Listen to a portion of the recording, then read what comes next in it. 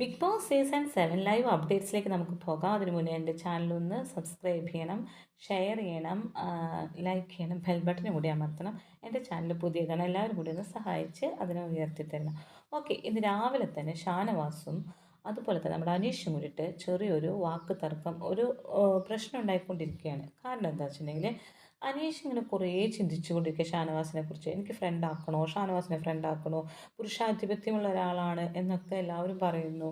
അപ്പോൾ ഇന്നലെ ഫുള്ള് ഷാനവാസ് ഇങ്ങനെ ഭയങ്കര ഇമോഷണലി ഭയങ്കര വീക്കായിട്ട് അതും ഇതും കിടന്ന് പുലമ്പുന്നു. ആദില പറഞ്ഞത് പറയുന്നു, നൂറ പറഞ്ഞത് പറയുന്നു, ബ്ലാക്ക് മെയിൽ ചെയ്യുന്നു, ശരിയാക്കി തരാൻ വേണ്ടി നിങ്ങളെല്ലാവരും ശരിയാക്കി തരാം, എന്നെ ഇമോഷണലി വീക്കാക്കി എന്നൊക്കെ പറഞ്ഞ് വിളിച്ചു പറയുന്നു. അപ്പോൾ കിടന്ന് ഇങ്ങനെ ഉലാത്തിക്കൊണ്ടിരിക്കുകയാണ്, ഗാർഡൻ ഏരിയയിൽ ഉലാത്തിക്കൊണ്ടിരിക്കുകയാണ് നമ്മുടെ അനീഷ്. ആ സമയത്താണ് ഷാനവാസ് ചായ കൊണ്ട് വരുന്നത് രാവിലെ കുടിക്കാൻ വേണ്ടിയിട്ട്. അപ്പോൾ ഷാനവാസ് ഒന്ന് ഇങ്ങോട്ട് വരാമോ, എനിക്ക് സീരിയസ് ആയി കുറച്ച് പറയാനുണ്ട്. അപ്പോൾ ഷാനവാസ് വരുന്നു. ഷാനവാസ് വിചാരിച്ചു, ഷാനവാസ് പെട്ടെന്നെല്ലാം മറക്കുന്ന കൂട്ടത്തിലും കൂടിയാണ്. അതായത് ഇത്തിരി സ്നേഹം കാണിച്ച് അവിടെ വീഴും ഷാനവാസ്. ഷാനവാസ് വെച്ചു, നല്ല സ്നേഹം കാണിക്കാനായിരിക്കും എന്ന് വിചാരിച്ചു. പക്ഷേ മറ്റേ ആൾ അനീഷ് ഇന്നലത്തെ കാര്യം മുഴുവൻ ചിന്തിച്ചു കൂട്ടി അതിനൊരു കൺക്ലൂഷനിലെത്തിയിട്ടാണ് വന്നിരിക്കുന്നത്. ഇന്നലെ ഷാനവാസ് പറഞ്ഞതൊക്കെ ഞാൻ കേട്ടു. അടുത്ത് വന്നു കേട്ടോ. ഇന്നലെ ഷാനവാസിൻ്റെ മനസ്സിലുള്ള കാര്യം മുഴുവൻ പറയട്ടെ എന്ന് കരുതിയാണ് ഞാൻ മിണ്ടാതിരുന്നത്. ഒന്നിനും ഞാൻ മറുപടി പറഞ്ഞില്ല. ഇന്നലെ ഫുള്ള് ഷാനവാസ് പറഞ്ഞുകൊണ്ടിരിക്കുകയായിരുന്നു. പക്ഷേ എനിക്ക് എല്ലാം കൂട്ടിയും കുറച്ചും ഹരിച്ചും വന്നപ്പോൾ ഷാനവാസ് ഒരു ജെന്യുവനായിട്ടുള്ള പേഴ്സണാണ് എന്ന് തോന്നുന്നില്ല. സത്യസന്ധത ഒട്ടുമില്ല എന്നെനിക്ക് തോന്നുന്നു. അവർ രണ്ടുപേരും ഇപ്പോൾ ആദിലയും നൂറയും അവർ രണ്ടുപേരും വോട്ടവകാശമുള്ള സ്ത്രീകളാണ്. അവരെ കാര്യം നോക്കാൻ അവർക്കറിയാം. നിങ്ങൾ അവരുടെ ഗാർഡിയനായിട്ട് നിൽക്കാനോ പ്രൊട്ടക്ഷൻ ബേസിൽ നിൽക്കാനോ അവസാനം തല്ലിപ്പിരിയാനോ അതിന് നിൽക്കേണ്ട ആവശ്യകതയില്ല. ഇപ്പം നെവിൻ്റെ കാര്യത്തിൽ തന്നെ നോക്കി നോക്കൂ. നെവിൻ്റെ കാര്യത്തിൽ ആദിലയെയും നൂറയെയും നിങ്ങൾ എക്സ്പോസ് അന്ന് ചെയ്യാതിരിക്കാൻ, അന്ന് നെവിൻ പറഞ്ഞ സമയത്ത് എക്സ്പോസ് ചെയ്യാതിരിക്കാൻ അവരെ രക്ഷിച്ചുകൊണ്ട് വന്നു.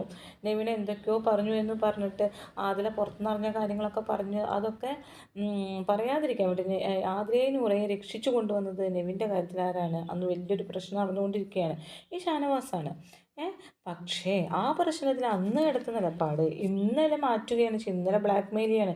നെവിൻ്റെ കാര്യത്തിൽ നിങ്ങൾ പറഞ്ഞ കാര്യങ്ങൾ ഞാൻ ഇപ്പോൾ പുറത്തു വിടും, അങ്ങനെ ബ്ലാക്ക് മെയിൽ ചെയ്യാണ് ചെയ്യുന്നത് അല്ലേ? അപ്പോൾ തല്ല് കൂടുമ്പോൾ എല്ലാം വെളിച്ചത്ത് കൊണ്ടുവരിക, അത് എന്ത് ജെന്യൂനിറ്റിയാണ്? അതായത് കുറച്ച് പേരെ നമ്മൾ പ്രൊട്ടക്റ്റ് ചെയ്യുക, അവരായിട്ട് ചെറിയൊരു പ്രശ്നം ഉണ്ടാകുമ്പം പുറത്തേക്ക് കൊണ്ടുവരിക. അപ്പോൾ ഈ സമയത്ത് ആദിലയും നൂറയും വരെ നിങ്ങളെ എതിർത്ത് നിന്നിരുന്നൊരു സമയമുണ്ടായിരുന്നു, ഈ റിയാസൊക്കെ വന്നു പോയതിന് ശേഷം. ആ സമയത്ത് നിങ്ങളുടെ കൂടെ ഈ ഹൗസ് മേറ്റ്സ് ആരും തന്നെ ഉണ്ടായിരുന്നില്ല. ഈ പറയുന്ന ഞാൻ മാത്രമേ ഉണ്ടായിരുന്നുള്ളൂ. അതിനിടയിൽ അപ്പോൾ എനിക്ക് എൻ്റെ അടുത്ത് അന്ന് ഫ്രണ്ട്ഷിപ്പ് എന്ന് പറഞ്ഞിട്ടാണ് നിങ്ങൾ കൂടിയത്. ഇപ്പോൾ ഇതിനിടയിൽ എൻ്റെ സ്ഥാനം എന്താണ്?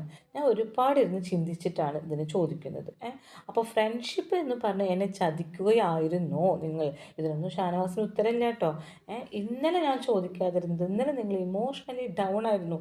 അപ്പോൾ ചോദിച്ചു കഴിഞ്ഞാൽ ആൻസർ അല്ല കിട്ടുക, എന്താണ് പൊട്ടിത്തെറി മാത്രമായിരിക്കും അല്ലേ? ഇപ്പോൾ എല്ലാവരും ഇമോഷണലി ഡൗൺ ആവുന്ന സമയത്ത് നമ്മൾ പൊട്ടിത്തെറിക്ക് മാത്രമേ ഉള്ളൂ, ആൻസറൊന്നും നമ്മുടെ തലയിൽ വരികയില്ല. ഇന്നലെ നിങ്ങൾ ഭയങ്കര വീക്കായിരുന്നു, അതുകൊണ്ടാണ് ഞാൻ ഇപ്പോൾ ചോദിക്കുന്നത്. അപ്പോൾ നിങ്ങൾ ഒരു ബന്ധത്തിൽ കോട്ടം തട്ടുമ്പോൾ നിങ്ങൾ പലതും വിളിച്ചു പറയുന്ന ഒരാളാണോ? അങ്ങനെയുള്ള ആളാണെങ്കിൽ അത് ശരിയല്ല എന്നും പറഞ്ഞ് അനീഷ് പറയുന്നുണ്ട്. അതായത് നമ്മൾ ഒരു കൂട്ടരായിട്ട് നമ്മൾ തല്ലുകൂടി, അപ്പോൾ പരസ്പരം അങ്ങോട്ടും ഇങ്ങോട്ടും ചെളി വാരി എറിഞ്ഞ്